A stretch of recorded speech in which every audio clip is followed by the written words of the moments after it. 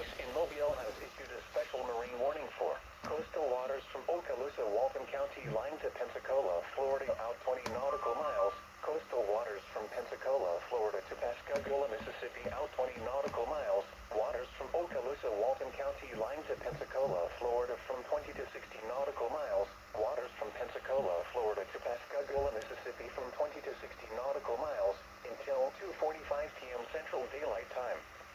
At 1:45 p.m. Central Daylight Time, strong thunderstorms were located along a line extending from 32 nautical miles south of Oriskany Reef to 44 nautical miles south of Okaloosa Deepwater Reef, moving north at 35 knots. Hazard, waterspouts, wind gusts 34 knots or greater, and small hail. Source, radar. Impact, waterspouts can easily overturn boats and create locally hazardous seas. Small craft could be damaged in briefly higher winds and suddenly higher waves. Locations impacted include Okaloosa Deepwater Reef and Oriskany Reef. Frequent lightning is occurring with these storms. If caught on the open water, stay below deck if possible. Keep away from ungrounded metal objects.